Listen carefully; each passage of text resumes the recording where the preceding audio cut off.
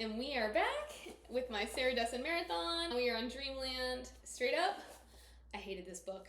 Dreamland was no better this time than I remembered it being my first time, which says a lot because I don't actually remember what it was my first time that I didn't like it, but I distinctly remember disliking this book. When I was going through all this, I did stumble across a reviewer talking about how she rated the books. She didn't think much of Dreamland either, but in the comments, people were saying, oh, Dreamland's my favorite, and she admitted that it'd been a while since she'd read the book. She could very well change her mind because when she read the book, she'd only been 15 and the subject matter just didn't hit the way it needed to. And the subject matter that I'm referring to, we get into abuse, where the main character, Caitlin, starts dating this guy named Rogerson who physically abuses her. On that level, I actually liked what Dessen attempted to do. That subject matter could also be the reason that I didn't like this book, was because it was very uncomfortable.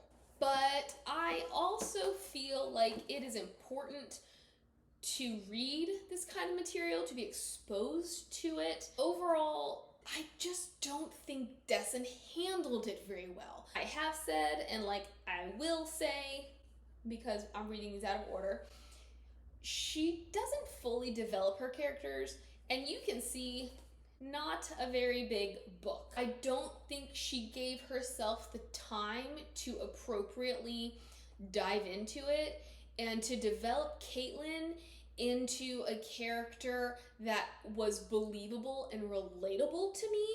It just felt like point A, point B, point C, rather than here's our issue, let's really connect emotionally and understand why a teenage girl would put up with an abusive boyfriend.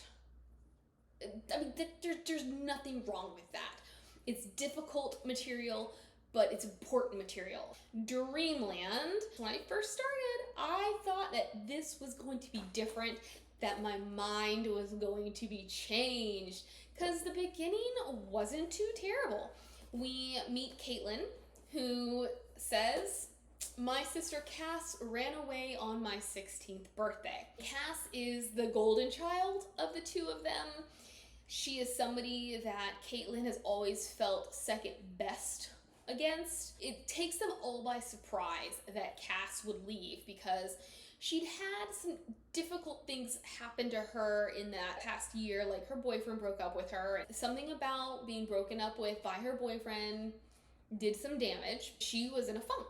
She ends up going to the beach with one of her friends, and she meets this dude named Adam who works for like a Maury Povich kind of show up in New York, where it's all about drama and I slept with your dad and your brother, what are you gonna do about it? They fall in love, and Cass seems to be her regular self until Caitlin's 16th birthday, when everybody wakes up and Cass is gone. She is something of a mystery the entire novel. We do find out, because she is seen on TV, that she is in New York with Adam working on this television show. Now Cass's birthday is ruined. We do meet the neighbors, Boo and Stuart, who are very new agey. Boo is a women's studies professor. Stuart is an art professor. Even though the two families are night and day and they honestly have nothing in common, which are Caitlin's words, not mine, they're the best of friends. They've been the best of friends since before the girls were born, and Boo actually helped name both the girls. Things are kind of tense and weird because her parents, even though Cass is 18, her parents are like, she can't run away, we need her to come back home. Nobody knows where she is, nobody can get in contact with her, and because she's 18, the police legally can't do anything about it. So they're kind of going through things. Caitlin is still feeling adrift. She still feels second place to Cass. When school starts up, her best friend, Rena, says, hey, let's try out for the cheerleading squad. Caitlin's not too interested in that, but Rena says, this is something that Cass has never done. So they do, they both make the squad, and Rena realizes she doesn't want to be a cheerleader anyways. To her point, this is one thing that sort of draws her mother out of her funk, because the mother is super involved in everything, or was super involved in everything Cass did. And this was something that Caitlin envied to an extent, because it felt like Cass was the one that everybody cared about, and how great must it be for her mother to be so invested in what Cass does. So now that she's on the squad and this is something that her mom can get invested in, she realizes, I'm still just doing what Cass did. Instead of Cass's schedule being on the fridge, now it's my schedule. There's nothing different. I'm still playing second fiddle to Cass. For some reason, she decides to continue being on this squad. The thing with Caitlin, she had absolutely no personality. And she admits her motivating factor for everything she did was because she wanted to be different than Cass. She was in Cass's shadow, therefore she couldn't be who she wanted to be.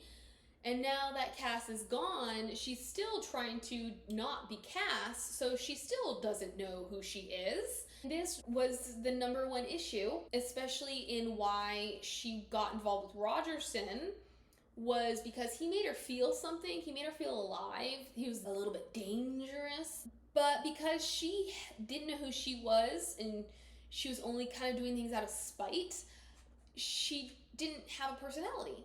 So of course she's going to be in a relationship with somebody who's abusive towards her, and she's going to have no opinions on it, and she's not going to do anything about it, because who is she? Like, she doesn't even know. They are at a game, and the cheerleaders come out, and they're all, everybody's yelling out their names as they come out of the tunnel. This dude, don't know who he is. He's like some older guy, so why he would be calling her Cass, I don't know. It's not like he was an old boyfriend or something and she looked enough like Cass that he could get her wrong. This shakes her. She just can't get it out of her head. She's at the top of the pyramid. It was so 90s, guys. It was so 90s, having a cheerleader pyramid. She faints and she falls off this pyramid. After the game, she says, "No, Mom, I'm fine. I want to go to the party with my friends." So she and Rena hitch a ride with a fellow cheerleader named Kelly. Kelly's boyfriend apparently had had too much fun at a party the night before and had thrown up all over her backseat.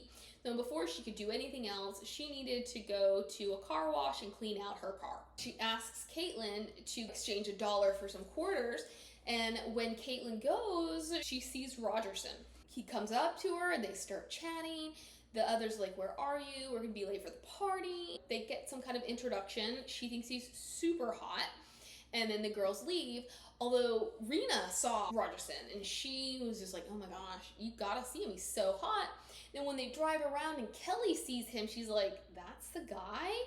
And we get a lot of these throughout the novel of Caitlin being warned that Rogerson is trouble. But at some point, so not to get there yet, so they go to the party and Rena has started dating the quarterback, this dude named Bill. Rena is always looking for the love she's never found, which means she has a certain kind of reputation. Bill doesn't seem to be the kind of guy physically that she would be going for. And then when Caitlin asks her what she sees in him, she's just like, "One day you'll get it." And to me, it was more like a wink, wink, nudge, nudge. It's not about what he looks like, but it's about what he can do for me. Well, apparently they never even did anything because he thought they were both saving themselves for marriage. So I do not know what it was about Bill that really got Rena's engine revving, but she's with Bill. And she has instructed Caitlin that if Bill's friend Mike offers her his letter jacket, she needs to accept, because she needs to be with another football player. Caitlin thinks he's boring as milquetoast, but she's ready to take one for the team. However, Rogerson shows up at the party because, slight spoiler, he's a drug dealer. He comes and he sells some stuff to Bill. And then Caitlin has gotten up from where she was sitting with Mike, and he follows her and he's like, "Oh, what's wrong?" And she's like, "Oh, I'm just cold." So he offers her his Letterman's jacket, only for Rogerson to be giving her this eye. And now she is at a crossroads. She's like, do I do what I should be doing, or do I take the road less traveled? She chooses Rogerson, and she kind of seals her fate. He takes her home, they end up making out, and now she's like, ugh, I get it. I get what Rena means about Bill. Do you? Do you? I don't know what Rena means about Bill. Now she's all giddy, and then a couple days pass, and Rogerson doesn't get in touch. So now she's going through the stages of grief. The cheerleaders go to this old folks home. There's some kind of community event going on, and so they have to go and perform for the old folks. Yeah, the old folks don't care about it so much. Her mother, who is all invested and she loves organizing and she loves being a part of things, she's taking care of the baked goods and everything. So she asked Caitlin to go to the kitchen to get more cookies. Well, who do you think is in there? Rogerson. This is where she learns that he's serving community service because he got into some legal trouble. He doesn't tell her what it is. Eventually she realized because he's a drug dealer. This is where, I don't know, Caitlin was so boring. I talked about how Macon was an enigmatic character. Well, Rogerson was an even more enigmatic character. And it got me wondering, are guys really that smooth? Nothing can ruffle his feathers. It seems like he has everything under control, and he could take it or leave it. He could take her or leave her. I wanted her to have some better responses rather than just being tongue-tied. And then when she asks him pointed questions, and he asks her, well, do you really want to know? I want her to say absolutely, because especially at this point in the novel, that's what kind of person she is. But instead she's like, actually, I don't want to know. So these are where our first missteps happen, in my opinion, regarding developing Caitlin and then developing Rogerson. So now they are officially dating. Eventually her parents say, we want to meet him, because their dates are not typical dates. He doesn't take her to the movies. He doesn't take her to dinner. He takes her to all his drug deals. And I kept waiting because Rogerson is probably one of the most prolific characters in her books, where he shows up a lot. Which reminds me, as I said, I'm reading these books out of order. I've already read Saint Anything. The main character's name is Sydney. Her brother's name is Peyton. Peyton has gone into some legal trouble. He's off in jail. Who do you think he's in jail with? Rogerson. If you saw my review of That Summer, I talked about how there's a character whose last name is Queen. And one thing that Dessen does is she likes to tie her novels together with cameos of past characters. But Queen is also the name of the family in The Truth About Forever.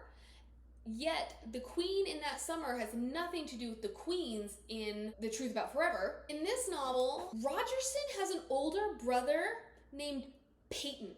I really feel like Dessen can create a character chart, because it's not that small of a world where Rogerson would have an older brother named Peyton, who was basically the golden child amongst those two, but then he, who gets into trouble with law, would then encounter another Peyton who's also in trouble with the law and is the golden child of his family.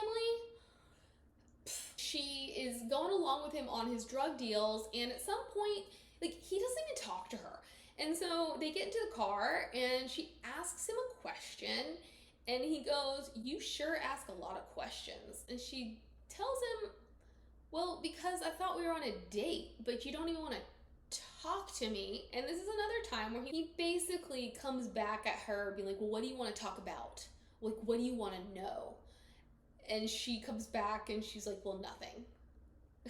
She's such a bore. Now she is realizing what kind of person he is. They continue dating. Her family wants to meet him. And she's actually surprised that they haven't wanted to get to know him before, because her mom, not as bad as some of the other mothers in terms of being a smother and being super stereotypical, controlling and needing to know everything. But there are definitely moments where she's like, should you really be going on a date with this guy? I don't think you should be going out with him. You need to stay home and this and that and the other. And this is what the dad points out is, well, her sister dated and was able to keep up with school, so like, why are you being so oppressive towards your other daughter? But she is surprised that her parents haven't wanted to meet him earlier. So he comes to their house and she's like, they want to meet you. Her parents are inside playing their weekly Trivial Pursuit game with Boo and Stuart. This is where it's revealed that Rogerson is incredibly smart. She's in awe of how smart he is. It was that first date where he goes around and takes her to all his drug deals. And then he takes her to his house and he's like, you're gonna want to take a hit for this because you're gonna need some help getting through this night. They walk up and the mom is all mad because he was supposed to have been there earlier and he didn't come. Can I side note here and say, Rogerson gets very abusive. Some of her first red flags is that he is all about punctuality, which is why he hits her the first time. So except for the fact that he does not have a good relationship with his father, I'm very surprised that he did not make it a priority to make sure that he was home on time. He goes inside and he's like, all right, you hang out with my mother. Notice she's stoned at this point. So he can go and he can just say hi to the dad and smooth things over because they are having an event. He goes, he's like, everything's fine. Then he lives in their pool house. They go to the pool house. She goes to the bathroom. The dad shows up and she witnesses the dad being abusive towards Rogerson. So this is basically what bonds them together, is now she knows his secret. I don't mind it, but it honestly never comes into play again. We do get some moments where it seems like he has suffered further abuse, and obviously the abuse he has faced has shaped him and formed the way that he treats her or other women, and also why he's so controlling and why he's such a neat freak and everything has to be a certain way. But I thought we could have dove more into Rogerson, into his psyche. They're rolling along. He starts to separate her from her friends. I guess what drew her to him, which was the danger, was kind of what drew him to her, was that she was so cookie cutter and innocent. They're going around, but the longer she's with him, the less involved she becomes in her own life. And as I said, she becomes separated from her friends and her extracurriculars, even though she doesn't want to be a cheerleader. But she starts receiving warnings from people asking her why she's with Rogerson. Does she know what a bad guy he is and what he's been involved with the police and legally? And she's like, well, of course I have. He's told me all his long stories. He continues to get more controlling. Her grades start to slip. Her friendships start to slip. She starts doing drugs more frequently. At some point, he takes her to this yellow farmhouse, which I was like, oh my gosh, this is going to be Ruby from Lock and Key. No, it's not Ruby. Although one of his initial drug deals was with a redhead with curly hair who goes to Perkins Day. And I'm like, well, this does not align with the time frame because she would not have been going to Perkins Day when she was hanging out with Rogerson, but I was like, oh my gosh, it's Ruby. So she meets Corinna and Dave. Corinna had also gone to the same school as her. She was just older. She decided to go her own way, and she kind of cut ties with her parents because she didn't do what her parents wanted her to do. Her parents did not approve of Dave, and Dave was her one. But the problem is they don't have the best relationship because they're always living hand to mouth, and she's feeling all this pressure to be the breadwinner and to make things work, whereas Dave just spends all their money. Where they're getting money for weed, I don't know, because that's never actually mentioned. She really enjoys Corinna because she feels like Corinna accepts her for who she is. She ends up spending all of her free time there. Anytime she's not with Rogerson, anytime that she's not at cheerleading practice. And then this is kind of the downfall of her cheerleading career, is because she eventually, there's like 45 minutes between the end of the school day and when practice starts, and she'll just go down to Corinna's house and just do whatever, and This obviously affects all facets of her life because now she's lethargic and has no interest in anything aside from being high.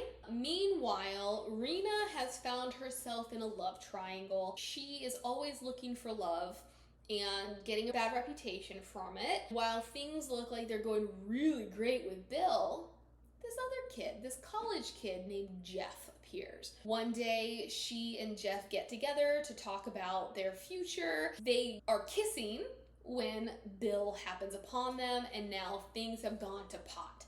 She's a mess. Caitlin stumbles across her because they have this encounter, and Caitlin is counseling Rita. She is unable to meet Rogerson at the appointed time. When she does finally see him, she's like, oh, he won't mind that I wasn't there because there's a good reason for it. Well, it's not a good enough reason for him, and he smacks her around. Nothing is said about this. She's stunned, but she doesn't do anything. The behavior only gets worse. He takes his rage out on her, and he's demanding more and more and more of her time. There is another instance where he smacks her across the face, but after this, he realizes the smart thing to do is just to hit her where nobody can see it. She's just putting up with all of this. The family is still dealing with the disappearance of Cass, but they know where she is because they saw her on TV. She's called, and then at some point she gives their mother her phone number. Now they're in more constant communication. Caitlin's life has become all about Rogerson, and she's also entertaining the idea of sleeping with him. She ends up sleeping with Rogerson, and she finds that over time, her only safe time is when they're having sex, but then it's never long enough. So they continue to sleep together, and she continues to become more and more fearful. She gets kicked off the squad, but she also becomes interested in photography. She ends up being really good at it. Fast forward, her mother and Boo are planning their annual April Fool's party. She is supposed to meet up with Rogerson, but Rena has come by, and there was a previous instance in which Rena says, I don't see you very often, let's hang out, and Caitlin tells her she can't. Rena keeps trying to say, yeah, let's just get together, who cares? And she's like, no, I told you I can't. Rena stops by, she says, Caitlin, let's go to the lake. Caitlin's like, no, my mom won't let me. Rena goes to the mother, and the mother's like, sure. So Caitlin starts panicking because Rogerson is going to come pick her up. She is frantically trying to get in touch with him, and she cannot locate him anywhere because this is the time of her cell phones. As they're on their way out of town, a light bulb goes off, and she says, let's stop by the yellow farmhouse. And Rena's like, well, what is the yellow farmhouse? And she just tells her, there's just some people I know there. So she gets there, and Corinna has left. She has left Dave. She's over because he spent money that he didn't have to spend, and now they can't pay their rent, they can't pay any of their bills, so she has had enough. This has really no effect on Caitlin, except she's worried about Corinna, and she hopes that she can hear from her again. And they go to the lake. Rena says, put on your bathing suit, but Caitlin is covered in bruises. So she's like, even though I'm sweltering, I'm fine. She convinces Jeff, who joined them at the lake, to take her back to her house where Rogerson is waiting. She tries to tell him that she tried to tell him, and he will not hear it, so he's railing on her. This was something I completely had wrong in my recollection from my first read. For some reason, I thought that they were at his pool house and that he had pushed her through the windows, like maybe it was a glass wall and he pushed her through that, but no. The reality of the situation is he's beating on her in front of her house. It turns out that one of the ladies had seen it, alerted her mother, and called the police. The mother comes out and she's like, you get away from my kid. The police come and they arrest Rogerson. Caitlin's in a terrible state. She's practically catatonic. She ends up getting sent to a care facility. She says that the initial reason was because of drugs, because she'd had some stuff on her. But the real reason was because of the abuse that she'd endured, and she needed to talk to somebody about it. Honestly, guys, I read this book in about 3 hours. By chapter 4, I was like, holy, and remember, not a big book, but these chapters were long. By chapter 4, it was very monotonous. There wasn't a lot happening. It was all kind of the same shtick over and over. I got bored, so I started to skim. This was something that I had to reread a couple times because I couldn't figure out the exact reason that she was sent to this facility. I'm not familiar with abuse victims having to go to like a mental hospital. This could just all be me being very unfamiliar with what happens in an abusive relationship, but I was confused as to how she got into this hospital, like what they used to get her in there. She goes through all this therapy. She is coming to terms with the fact that she's angry with Cass and that everything she's done was to not be Cass. And her therapist is like, look, it's completely normal to be angry at her. You're allowed to be angry at her. Whatever happened to you with him was not your fault. It was his fault. So she's going through this healing process. And the one thing that makes her stand out amongst all the other patients is that she has visitors. Even though it's a very short part of this novel, well, I really loved how people showed up for her. Her mother was always there on Sunday, but she also made it so that she had visitors every Wednesday and Sunday.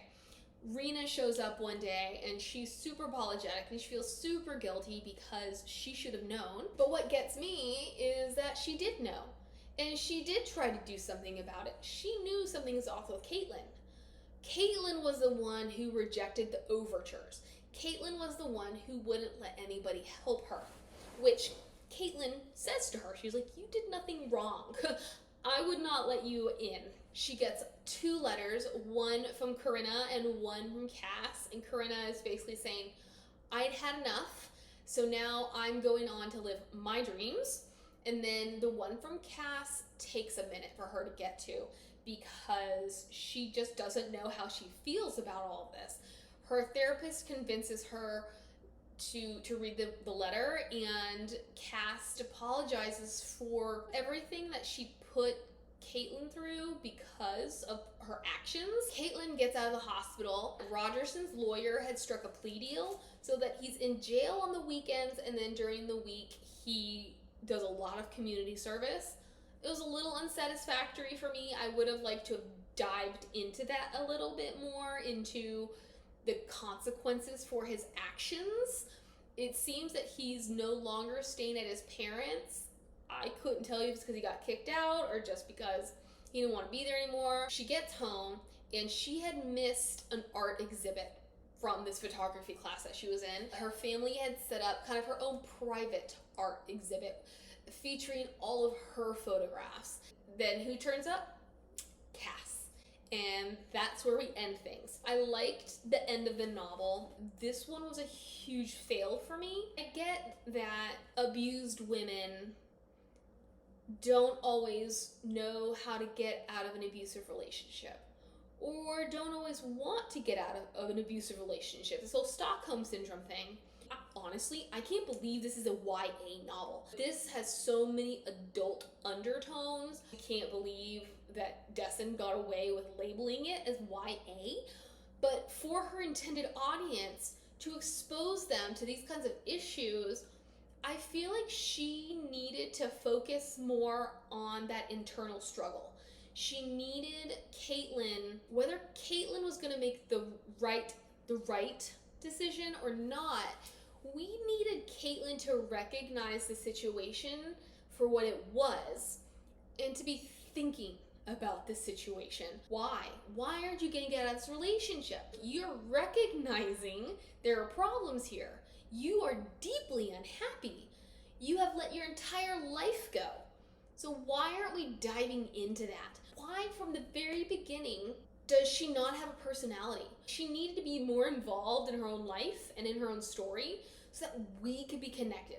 We could care about her. I felt very disengaged from her the entire time.